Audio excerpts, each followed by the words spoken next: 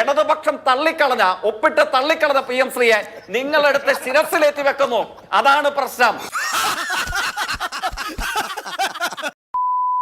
PM Shri പദ്ധതിയിൽ VD Satheesan സർക്കാരിന്റെ അത്ഭുതകരമായ മലക്കം മറിച്ചിൽ. PM ശ്രീയിൽ മുൻ സർക്കാർ ഒപ്പിട്ട് പോയതുകൊണ്ട് തുടരാൻ നിർബന്ധിതമാവുകയാണ് എന്ന് മന്ത്രിസഭാ യോഗത്തിന് ശേഷം മുഖ്യമന്ത്രി വ്യക്തമാക്കി.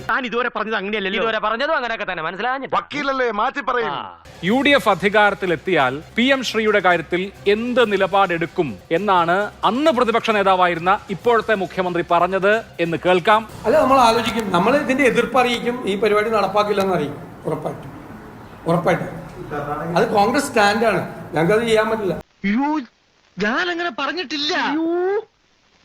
ശ്രീ ജെയ്ക് സി തോമസ് അത്ഭുതകരമായ ശീർഷാസന കാഴ്ചകൾ കണ്ടുകൊണ്ടിരിക്കുകയാണ്. പണ്ട് ജാതീയതയൊക്കെ ഉണ്ടായിരുന്ന കാലത്തുള്ള ഒരു ചൊല്ലുണ്ട്, തൈലാദി വസ്തുക്കൾ അശുദ്ധമായാൽ പൗലോസ് തൊട്ടാൽ അത് ശുദ്ധമാകും എന്ന് പറഞ്ഞതുപോലെ ഇത് സംഘപരിവാർ വൽക്കരണം എന്നൊക്കെ ആക്ഷേപിച്ചിരുന്ന ഘട്ടത്തിൽ നിന്ന് ഇപ്പോ UDF തൊട്ട് PM ശ്രീ ശുദ്ധമായ ഒരു PM ശ്രീയായി, മതനിരപേക്ഷ PM ശ്രീയായി മാറിപ്പോയതായിരിക്കും.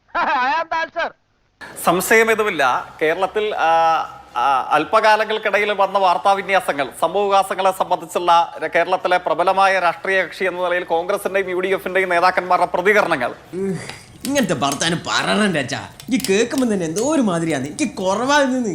ഈ പ്രതികരണങ്ങളൊക്കെ അല്പമെങ്കിലും ഓർമ്മക്കുറവില്ലാതെ ഓർക്കുന്ന മുഴുവൻ മലയാളികൾക്ക് മുമ്പിൽ അങ്ങ് സൂചിപ്പിച്ച തരം ചോദ്യങ്ങൾ, സംശയങ്ങൾ അവ ന്യായമായും പ്രബലമായും ഉയരുന്നുണ്ട്. മനസ്സിലാകുന്ന ഭാഷയിൽ പറയടാ. ഇപ്പോൾ തെരഞ്ഞെടുക്കപ്പെട്ട ഗവൺമെന്റ് അധികാരത്തിൽ വന്നിട്ട് കുറച്ച് ദിവസങ്ങൾ, ഒരു മാസത്തിന്റെയൊക്കെ ആയുസ് എത്തുന്നതേ ഉള്ളൂ. ഈ സമയത്തിനകം എങ്ങനെയാണ് ഒരു ഗവൺമെന്റിനെ രാഷ്ട്രീയമായ പക്വതയുടെ അല്ലെങ്കിൽ ലഭ്യമായ വിവരങ്ങളുടെ അടിസ്ഥാനത്തിൽ വിമർശിക്കാൻ, ശക്തമായ ചോദ്യങ്ങൾ ഉയർത്തി ചോദ്യശരങ്ങൾ ചെയ്തുകൊണ്ട് സർക്കാരിനെ വിലയിരുത്താൻ നിങ്ങൾക്കെന്ന അവകാശം എന്നുള്ളൊരു ചോദ്യമൊക്കെ പല കോണുകളിൽ നിന്ന് നമ്മൾ വ്യത്യസ്ത ഘട്ടങ്ങളിൽ ഉയർന്നു കേട്ടിട്ടുണ്ട്. പക്ഷെ പ്രത്യേകത എന്താണ്? നിങ്ങൾ നോക്കൂ, തെരഞ്ഞെടുക്കപ്പെട്ട ഗവൺമെന്റ് നമ്മുടെ നാട്ടിൽ ഇടതുപക്ഷത്തെ വലിയ സീറ്റുകളുടെ ഭൂരിപക്ഷത്തോടെ തോൽപ്പിച്ച് അധികാരത്തിൽ വന്നു. മുഖ്യമന്ത്രിയും സംഘവും തെരഞ്ഞെടുക്കപ്പെട്ട കോൺഗ്രസിന്റെ വലിയ നേതാക്കന്മാർ ഒക്കെ നമ്മുടെ മുമ്പിലുണ്ട്.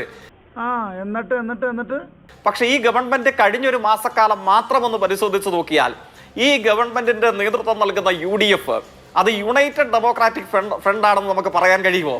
അതൊരു യൂട്ടേൺ ഡെമോക്രാറ്റിക് ഫ്രണ്ടാണ്, അല്ലെങ്കിൽ ഒരു ഉൾട്ടാ ഡെമോക്രാറ്റിക് ഫ്രണ്ടാണ്. കാരണം എന്താണ്? അത് എൻ്റെ ഒരു ആക്ഷേപമല്ല, അല്ലെങ്കിൽ എൻ്റെ ഒരു പരിഹാസമല്ല. കാരണം അധികാരത്തിൽ വന്ന ഓരോ ക്യാബിനറ്റ് കൂടുമ്പോഴും, ആഴ്ചയിൽ സാധാരണഗതിയിൽ ബുധനാഴ്ചയാണ് ഓരോ ക്യാബിനറ്റ് വരുന്നത്, ഒരു ക്യാബിനറ്റ് യോഗത്തിന്റെ തീരുമാനപ്രകാരമായിരുന്നു നമ്മുടെ റവന്യൂ വകുപ്പിന്റെയോ മറ്റോ ചുമതലയുള്ള കണ്ണൂർ സ്വദേശിയായിട്ടുള്ള പഴയ KPCC പ്രസിഡന്റ്, ഇപ്പോഴും KPCC പ്രസിഡന്റ് ആണെന്നാണ് എന്റെ ഓർമ്മ. അച്ഛന്റെ പ്രസംഗം എന്നാ പോരാന്നറിയാവോ? വലിച്ചു നീട്ടാതെ കാര്യങ്ങൾ ചുരുക്കി പറയാൻ അച്ഛനൊന്ന് പഠിക്കണം. അദ്ദേഹത്തിന്റെ ഭാര്യ, സഹോദരൻ, അവരെയൊക്കെ വിളിക്കാൻ പറ്റുന്ന കോൺഗ്രസ് നമുക്ക് പകർന്നു നൽകിയിട്ടുള്ള രാഷ്ട്രീയ മാന്യത വെച്ചിട്ടുള്ള പ്രയോഗങ്ങളുണ്ട്. ഞാൻ ആ സ്കൂളിൽ നല്ല രാഷ്ട്രീയം പഠിച്ചെന്നുള്ളതുകൊണ്ട് ആ പ്രയോഗമൊന്നും ഞാൻ തിരിച്ചെടുത്ത് വെക്കുന്നില്ല. എന്തായാലും ബഹുമാനീയനായ ഭാര്യ സഹോദരനെ പ്രൈവറ്റ് സെക്രട്ടറിയാക്കാൻ തീരുമാനിച്ചു. അതിൽ നിന്ന് ഉൾട്ടയടിച്ചു. UDF നേതാക്കന്മാരുടെ വാക്കുകൾ നടത്താൽ വിക്കറ്റ് നമ്പർ 1 വീണു.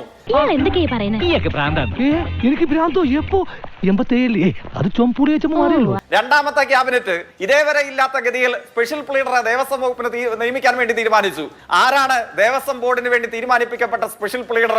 ആ സ്പെഷ്യൽ പ്ലീഡർ എന്ന് പറയുന്നത് ശബരിമലയിൽ നിന്ന് സ്വർണം മോഷ്ടിച്ച അമ്പലക്കള്ളന്മാർ, അമ്പലക്കള്ളന്റെ വക്കാലത്തെടുത്ത അഭിഭാഷകനെ കോൺഗ്രസുകാർ കണ്ടെത്തി അമ്പലത്തിന്റെ വക്കാലത്തേൽപ്പിച്ചു. ഇല്ലേ? നിർത്തി പറയൂ, എന്നാലേ ശ്വാസം വിടാൻ പറ്റൂ. ശക്തമായ ജനകീയ സമ്മർദ്ദം, പ്രതിഷേധം ഉയർന്നു വന്നു.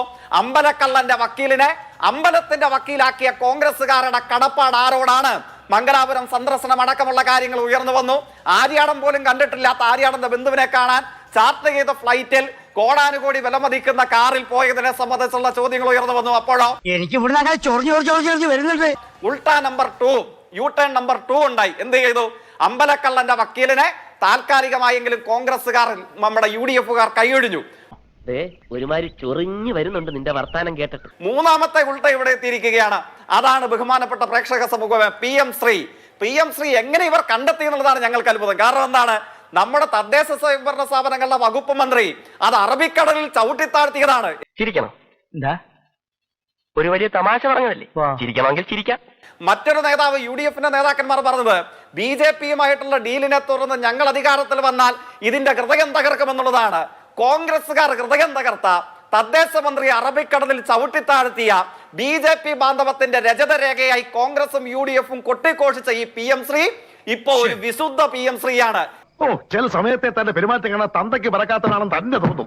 അത് തോന്നലല്ല, ശരി തന്നെയാണ്. ലീഗിന്റെ പ്രതിനിധി സമയം കിട്ടുമ്പോൾ പറഞ്ഞാൽ മതി, ഏത് സ്കൂബ ഡൈവിംഗ് സംഘത്തെ ലീഗിന്റെ മറ്റേ വൈറ്റ് വാളണ്ടിയർ സേനയോ അങ്ങനെ മറ്റോ ഉണ്ടല്ലോ, ഏത് വാളണ്ടിയർ സേനയെ അയച്ചിട്ടാണ് നിങ്ങളുടെ തദ്ദേശ മന്ത്രി അറബിക്കടലിൽ ചവിട്ടിത്താഴ്ത്തിയ RSS ബാന്ധവത്തിന്റെ രജതരേഖയായി PM ശ്രീയെ ഇപ്പൊ നിങ്ങളെടുത്ത് എങ്ങനെ തപ്പിയെടുത്തു? ലീഗിന്റെ പ്രതിനിധി സമയം കിട്ടുമ്പോ എന്ന് പറഞ്ഞാൽ മതി. കുറച്ചു നേരം നീ തുടങ്ങിയിട്ട് ഈ കൈ മുദ്ര കാണിക്കാൻ മാത്രമല്ല തീർക്കും ഞാൻ ഇന്ന് തീർക്കും ഞാൻ. കോൺഗ്രസിന്റെ പ്രതിനിധിക്കും പറയാം, നിങ്ങൾ ചവിട്ടിത്താഴ്ത്തിയതാണ്, നിങ്ങൾ ഹൃദയം തകർത്തില്ലാതാക്കിയതാണ്. ഹൃദയം തകർത്തില്ലാതാക്കിയ PM ശ്രീയുടെ ഹൃദയം നിങ്ങൾ ഏത് ശസ്ത്രക്രിയ ഉപയോഗിച്ചിട്ടാണ് ജീവൻ വെപ്പിച്ച് തിരികെ കൊണ്ടുവന്നത്? ഇവിടുന്ന് കിട്ടുമോ? നാട്ടുകാരെ തന്നെ ശ്രമിക്കുന്നുണ്ട്, പക്ഷെ തുടങ്ങിയല്ലേ ഉള്ളൂ. ആ ശസ്ത്രക്രിയയുടെ കരുത്ത് ഗോൾവൽക്കറുടെ ചിത്രത്തിന് മുമ്പിൽ മുട്ടിലിഴഞ്ഞ നമ്മുടെ ഇപ്പോഴത്തെ മുഖ്യമന്ത്രിയാണോ അതിന് നേതൃത്വം നൽകിയത്? കോൺഗ്രസ് പ്രതിനിധി സമയം കിട്ടുമ്പോ പറഞ്ഞാൽ മതി. സുശീല ഏതായി മർക്കണം വിവരദോഷി പ്രശ്നം എന്താണ്? പ്രശ്നം നമുക്ക് എല്ലാവർക്കും അറിയാം. ഇടതുപക്ഷം ഒപ്പിട്ടു, അതിനുശേഷം തള്ളിക്കളഞ്ഞതാണ് PM ശ്രീ. ഇടതുപക്ഷം മരവിപ്പിച്ച PM ശ്രീക്ക് ഇപ്പൊ കോൺഗ്രസും ലീഗും ചേർന്ന് ജീവൻ കൊടുക്കാൻ തീരുമാനിച്ചു. അതാണ് പ്രശ്നം. ഇടതുപക്ഷം തള്ളിക്കളഞ്ഞ, ഒപ്പിട്ട് തള്ളിക്കളഞ്ഞ PM ശ്രീയെ നിങ്ങളെടുത്ത് ശിരസിലേറ്റി വെക്കുന്നു. അതാണ് പ്രശ്നം. ഇടതുപക്ഷം തള്ളിക്കളഞ്ഞ, ഒപ്പിട്ട് തള്ളിക്കളഞ്ഞ PM ശ്രീയെ നിങ്ങളെടുത്ത് ശിരസിലേറ്റി വെക്കുന്നു. അതാണ് പ്രശ്നം. മൂന്നാമത്തെ ഉൾട്ടയിലേക്ക് നിങ്ങൾ എത്തിയിരിക്കുന്നു. 30 ദിവസത്തിനുള്ളിൽ 3 ഉൾട്ടകൾ സമർപ്പിച്ച, 3 യൂട്ടൺ എടുത്ത അത്ഭുതകരമായ രാഷ്ട്രീയ മെയ്വഴക്കം, അതിന്റെ പ്രതീകമായിട്ട് കേരളത്തിലെ UDF മാറിയിരിക്കുന്നു, കോൺഗ്രസും ലീഗും മാറിയിരിക്കുന്നു.